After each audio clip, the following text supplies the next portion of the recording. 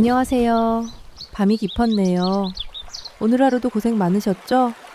편안하게 쉬면서 오늘 밤 따뜻한 옛날 이야기를 들어보세요. 옛날 옛적에 어느 한적한 시골 마을에 마음속에 깊은 슬픔을 품고 사는 한 소녀가 있었답니다. 그 아이의 이름은 서연이었습니다. 서연은 볕이 잘 들지 않는 차가운 광 한 구석에서 대부분의 시간을 보냈습니다. 낡은 나무 상자와 오래된 농기구들 사이 희미하게 흔들리는 등잔불 아래에서 소녀는 홀로 앉아 있었습니다. 방 안에는 퀴퀴한 먼지 냄새와 마른 집 냄새가 섞여 있었지만 서연의 작은 손끝에서는 세상에서 가장 아름다운 색들이 피어나고 있었죠. 알록달록한 영주실이 섬세한 손가락 사이를 오가며 복잡하고 아름다운 매듭으로 다시 태어났습니다. 그것은 매듭이라기보다는 마치 황량한 들판에 홀로 피어난 한 송이 꽃과도 같았습니다. 혼돈스러운 실타래에서 질서와 아름다움을 빚어내는 그 시간만이 서연이 자신의 삶을 오롯이 통제할 수 있는 유일한 순간이었습니다. 하지만 그 평화는 언제나 오래가지 못했습니다.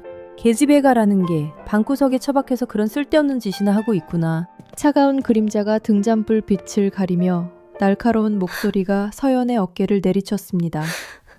새어머니였습니다. 그녀는 서연이 만든 섬세한 국화 매듭을 격렬 어린 눈으로 쳐다보며 혀를 찼습니다. 그 요망한 손으로 실이나 꼬아서 뭘 하겠느냐. 차라리 나가서 밭에 돌멩이라도 하나 더 줍는 것이 집안의 보탬이 될 것이다. 서연은 아무 대답도 하지 않았습니다. 그저 고개를 숙여 자신의 무릎으로 시선을 떨굴 뿐이었습니다. 어깨가 희미하게 떨리는 것을 들키고 싶지 않았습니다. 새어머니의 발소리가 멀어지고 나서야 서연은 다시 조심스럽게 매듭을 손에 쥐었습니다. 등잔불에 비친 소녀의 눈에는 물기가 어려 있었지만 눈물은 끝내 뺨을 타고 흐르지 않았습니다. 아주 어릴 적부터 서연은 소리내어 우는 법을 잊어버렸으니까요. 서연이 이토록 차가운 대접을 받는 데에는 이유가 있었습니다.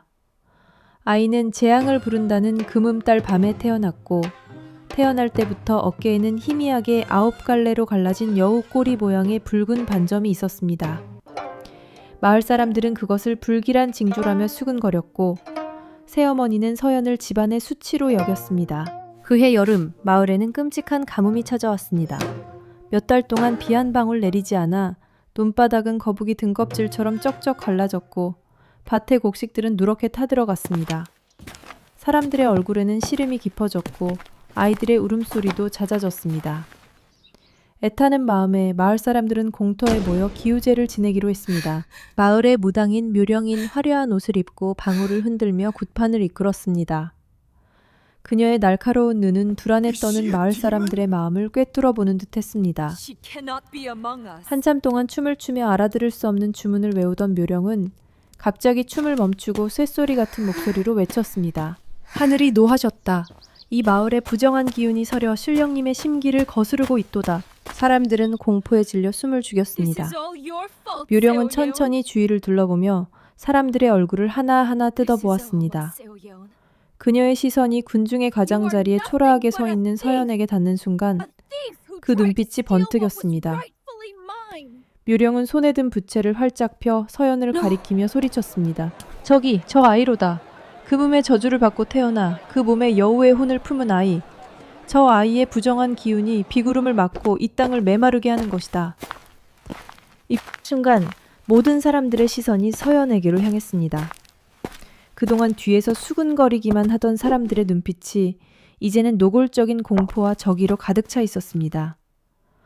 서연은 자신을 향해 쏟아지는 수백 개의 눈빛에 온몸이 얼어붙는 것만 같았습니다. 새어머니는 황급히 서연과 거리를 두며 마치 더러운 것을 본다는 듯 인상을 썼습니다. 아닙니다. 저는... 서연이 자기도 모르게 작은 목소리로 속삭였지만 그 소리는 묘령의 광기 어린 외침과 사람들의 웅성거림에 묻혀버렸습니다. 그날 이후 서연의 세상은 완벽한 침묵 속에 갇혔습니다. 마을 사람들은 서연을 그림자처럼 피했고 아이들은 그녀를 향해 돌을 던지며 여우의 집이라고 놀려댔습니다. 서연은 다시 광 한 구석으로 숨어들었습니다. 하지만 이제 그 작은 공간마저도 예전처럼 안전하게 느껴지지 않았습니다. 창밖에서 불어오는 바람 소리에도 멀리서 들려오는 사람들의 목소리에도 심장이 철렁 내려앉곤 했습니다. 소녀는 그저 묵묵히 매듭을 만들었습니다. 슬픔과 외로움, 억울함을 한 올 한 올 명주실에 엮어 넣었습니다. 그렇게 만들어진 매듭들은 슬플 정도로 아름다웠지만 그 아름다움을 알아주는 이는 아무도 없었습니다. 서연의 슬픔은 그렇게 아무도 듣지 못하는 소리 없는 절규가 되어 차가운 방 안에 쌓여가고 있었습니다. 가뭄은 끝없이 이어졌습니다. 묘령의 저주 같은 예언이 있은 후 마을 사람들의 공포는 서연을 향한 증오로 변해갔습니다. 아이의 어깨에 새겨진 붉은 반점은 이제 마을의 모든 불행을 빨아들이는 끔찍한 흉터처럼 보였습니다. 우물은 바닥을 드러냈고 늙은이들은 더위를 이기지 못하고 하나둘 쓰러졌습니다. 굶주린 아이들의 울음소리가 메마른 바람을 타고 마을 곳곳에 울려 퍼졌습니다. 결국 사람들의 인내심은 바닥나고 말았습니다. 흉흉해진 민심을 등에 업은 무당 묘령은 마침내 마지막 카드를 꺼내 들었습니다.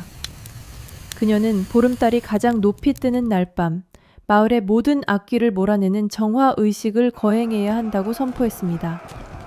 그리고 그 의식의 제물은 바로 서연이었습니다.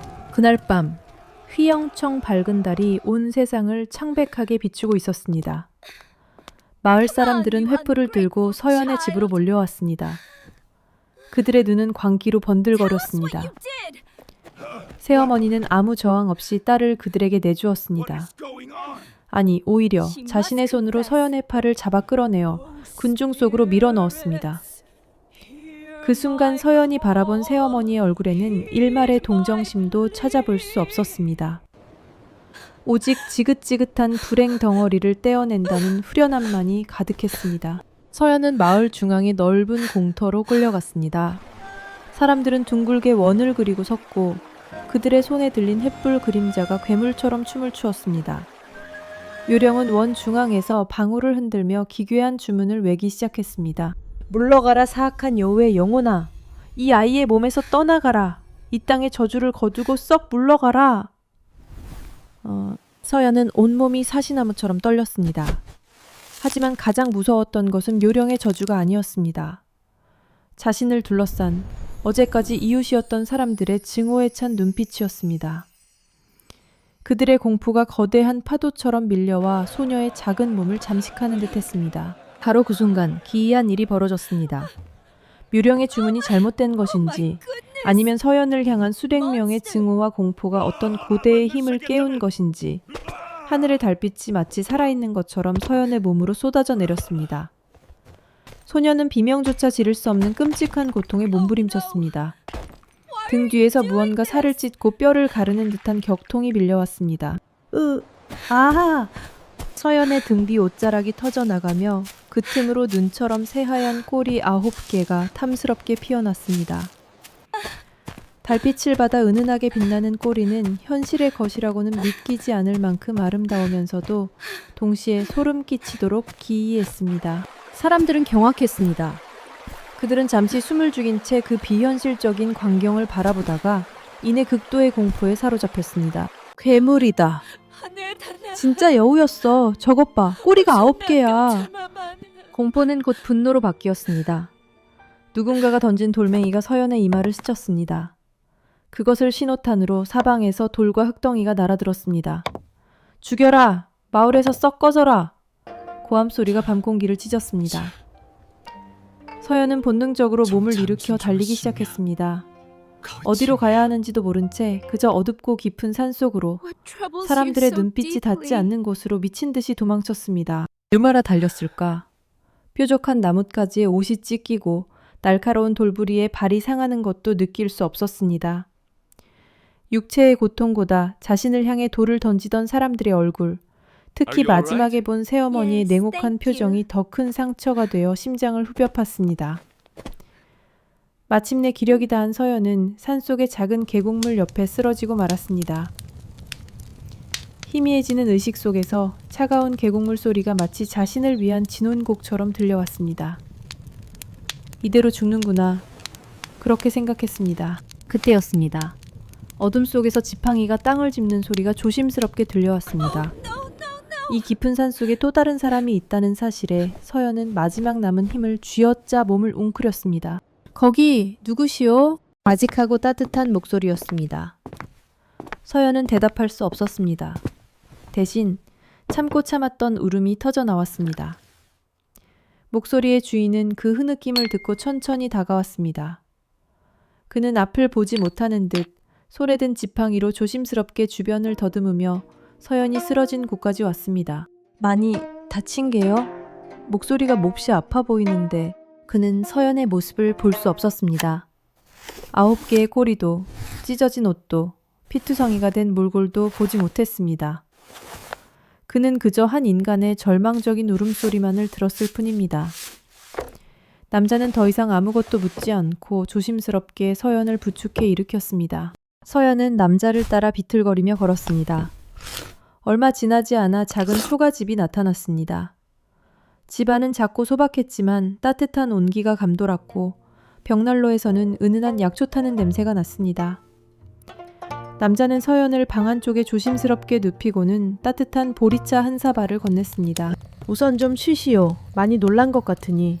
서연은 경계심 가득한 눈으로 그를 바라보았지만 남자의 얼굴에는 어떤 꾸밈이나 악의도 없었습니다. 그저 고요하고 평온한 기운만이 느껴질 뿐이었습니다. 그달 이후 서연은 앞을 보지 못하는 악사 민준의 초가에서 함께 지내게 되었습니다.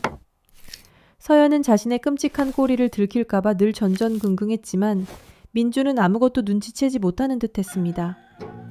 그는 그저 가끔씩 서연의 떨리는 목소리를 들으며 아직도 많이 아픈가 보 하고 나직하게 말할 뿐이었습니다. 밤이 되면 민준은 가야금을 연주했습니다. 구슬프면서도 맑은 가락이 작은 초가집을 가득 채우며 서연의 상처 입은 마음을 부드럽게 어루만져 주었습니다. 서연은 말없이 민준의 낡은 옷을 꿰매고 흩어져 있던 약초들을 정리하며 보답했습니다. 말 한마디 오가지 않았지만 두 외로운 영혼은 어둠 속에서 서로에게 작은 빛이 되어주며 조용히 서로에게 기대기 시작했습니다. 산속에서의 시간은 조용히 흘러갔습니다. 여름에 끔찍했던 가뭄은 옛일이 되고 숲은 울긋불긋한 가을 옷으로 갈아입었다가 이내 혹독한 겨울을 맞았습니다. 서연과 민주는 작은 초가집에서 서로를 의지하며 겨울을 났습니다. 서연은 이제 더 이상 밤마다 악몽을 꾸지 않았고 민준의 가야금 소리는 날마다 조금씩 더 따뜻한 가락을 담아냈습니다. 서연은 자신의 꼬리가 달빛 아래에서 모습을 드러낼 때마다 여전히 두려웠지만 곁에서 묵묵히 온기를 나눠주는 민준 덕분에 절망에 빠지지는 않았습니다. 그러던 어느 늦은 겨울밤, 산이 울부짖기 시작했습니다. 평생을 산에서 살아온 민준조차 들어본 적 없는 끔찍한 눈보라였습니다. 바람은 날카로운 비명을 지르며 문틈을 비집고 들어왔고 낡은 초가집은 금방이라도 무너질 것처럼 삐걱거렸습니다. 쌓인 눈의 무게에 석가래가 내려앉는 소리가 들려올 때마다 민주는 걱정스러운 얼굴로 손을 모았습니다. 이러다간 집이 무너지겠소. 서연, 괜찮소? 민준의 목소리는 불안에 떨리고 있었습니다. 하지만 그의 곁에 있던 서연은 이상할 만큼 침착했습니다. 그녀는 잠시 눈을 감고 거친 바람 소리에 귀를 기울이더니 이내 결심한 듯 자리에서 일어났습니다. 제가 어떻게든 해보겠습니다. 서연은 눈보라가 몰아치는 바깥으로 뛰쳐나갔습니다. 살을 내는 듯한 추위 속에서 그녀는 굵고 튼튼한 칡덩굴과 나무 뿌리들을 찾아 헤맸습니다. 얼어붙은 손으로 덩굴을 엮는 것은 끔찍한 고통이었지만 서연은 멈추지 않았습니다. 그녀의 손이 빠르게 움직이며 평소에 만들던 작고 아름다운 매듭과는 비교도 되지 않을 만큼 거대하고 견고한 매듭들을 만들어내기 시작했습니다. 그녀는 그 거대한 밧줄로 집의 기둥들을 칭칭 감아 주변의 커다란 바위들과 단단히 묶었습니다.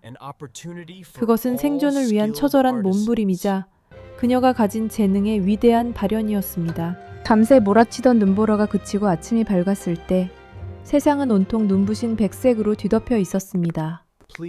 민주는 조심스럽게 문을 열고 밖으로 나왔습니다.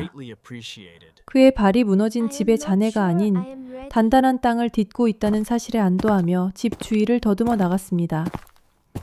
그리고 그의 손이 집 기둥과 바위를 잇는 거대한 매듭에 닿는 순간 그는 숨을 멈췄습니다. 손끝으로 전해져 오는 매듭의 형태는 너무나도 복잡하고 정교하면서도 동시에 산처럼 굳건한 힘을 담고 있었습니다.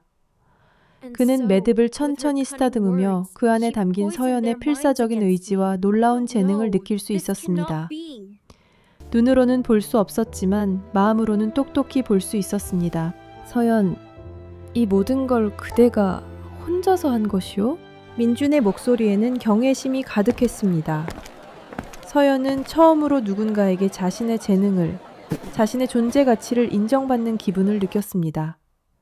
그녀는 조용히 고개를 끄덕였습니다. 시간이 흘러 얼어붙었던 땅이 녹고 산에 봄이 찾아왔습니다. 어느 날 장에 다녀오던 약초꾼이 두 사람에게 흥미로운 소식을 전해주었습니다. 나라에서 새로 태어난 공주님을 위해 가장 아름다운 놀이개를 만드는 장인에게 큰 상을 내린다는 당이 붙었다는 것이었습니다. 그 말을 들은 민주는 서연의 손을 잡으며 말했습니다. 서연, 그대의 손재주라면 분명 최고의 놀이개를 만들 수 있을 것이오. 한번 도전해보지 않겠소. 서연은 망설였습니다. 마을로 내려가는 것은 끔찍한 과거와 마주하는 일이었습니다. 하지만 민준의 따뜻한 격려와 지난 겨울 눈보라를 이겨냈던 기억이 그녀에게 작은 용기를 주었습니다. 그녀는 얼굴과 어깨를 수건으로 가린 채 몇 년 만에 처음으로 산 아래 마을로 향했습니다. 가장 좋은 오색 명주실을 사기 위해서였습니다. 시끌벅적한 장터의 풍경은 낯설기만 했습니다. 사람들 사이를 조심스럽게 지나던 서연의 귀에 익숙한 목소리가 들려왔습니다. 무당 묘령이었습니다. 그녀는 사람들에게 둘러싸여 몇 년 전 자신이 쫓아냈다는 9꼬리 요물에 대한 이야기를 과장되게 떠벌리고 있었습니다. 그 요물이 어찌나 흉측하던지 달빛을 받으니 그 자리에서 꼬리가 9개나 돋아나 온 마을을 저주하려 했다니까. 내가 아니었으면 이 마을은...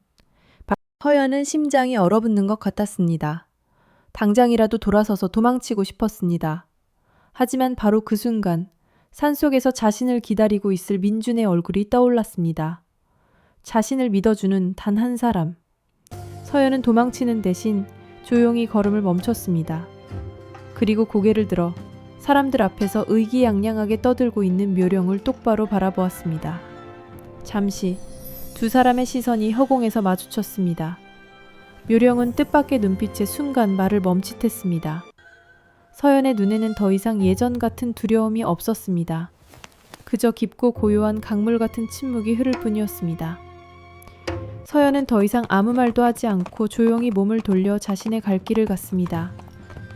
등 뒤로 묘령의 당황한 목소리가 들려왔지만 서연의 발걸음은 흔들리지 않았습니다. 산으로 돌아온 서연은 모든 것을 잊고 놀이개 제작에 몰두했습니다. 그녀는 자신의 모든 것을 실 한 올 한 올에 담아냈습니다.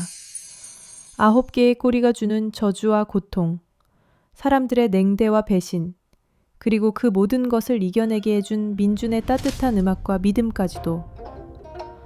마침내 완성된 놀이개는 9개의 연꽃잎 모양을 한 매듭으로 이루어져 있었고 각 꽃잎은 세상에서 가장 복잡하고 아름다운 매듭 기법으로 만들어졌습니다. 그 중심에는 민준이 오래전 그녀에게 주었던 작은 옷구슬이 별처럼 박혀 있었습니다. 그것은 단순한 장신구가 아니었습니다. 한 소녀의 고통스러운 삶이 피워낸 눈부신 예술작품이었습니다. 때마침 산을 지나던 한 인품 좋은 상인이 우연히 그 놀이개를 보게 되었습니다. 그는 작품에 담긴 비범한 기운에 감탄하며 서연을 대신해 그것을 도성으로 보내주겠다고 자처했습니다.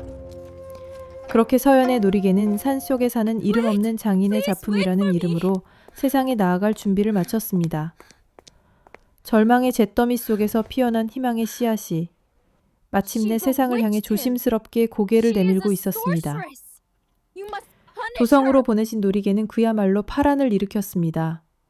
왕실의 네로라 하는 장인들이 모두 모여 솜씨를 겨루었지만 산속 무명 장인이 보낸 9잎 연꽃 놀이개 앞에서는 모두 빛을 잃었습니다.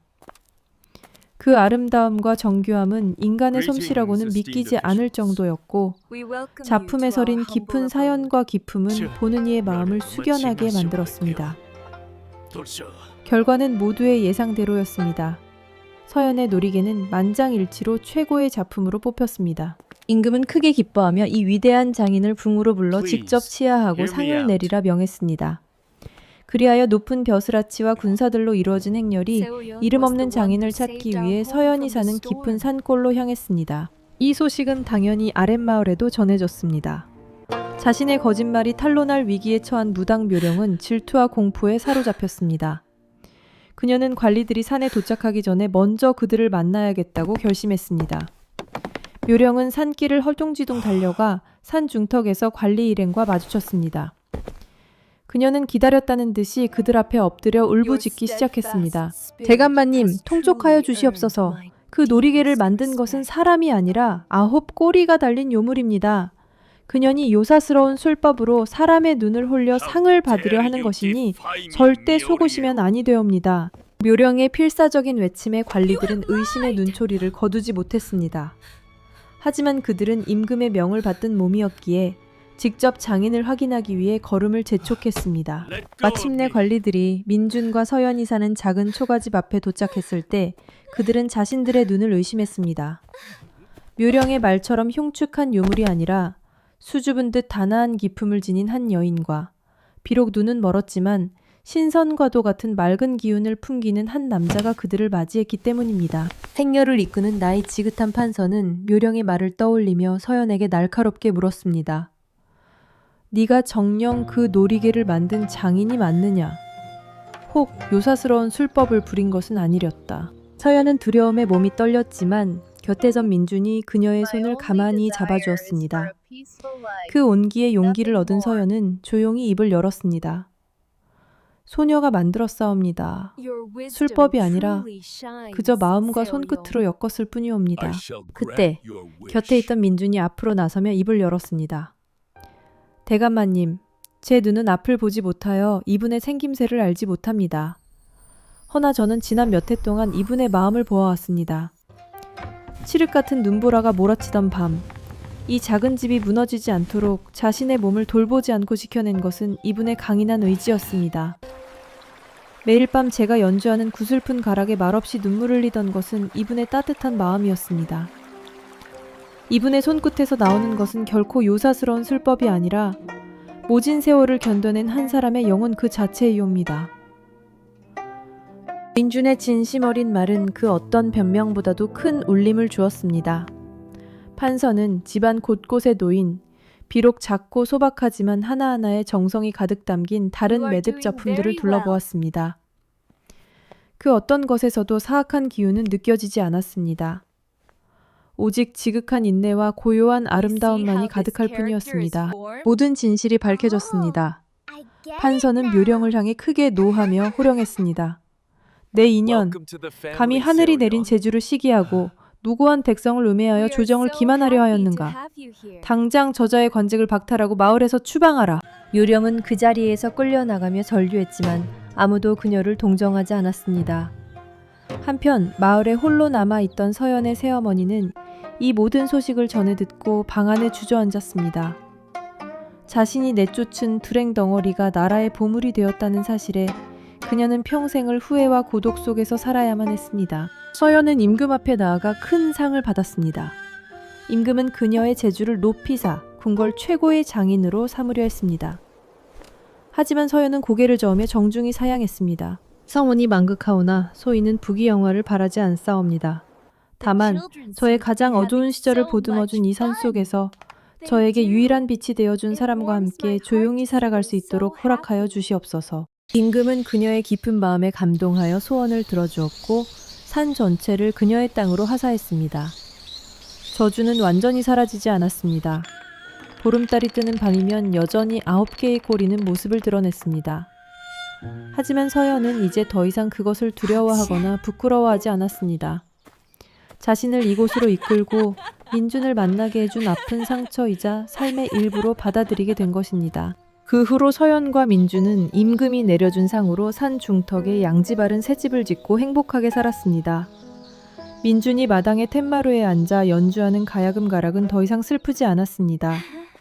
희망과 기쁨이 가득한 그의 음악 소리는 산 전체에 울려 퍼졌습니다. 서연은 더 이상 혼자가 아니었습니다.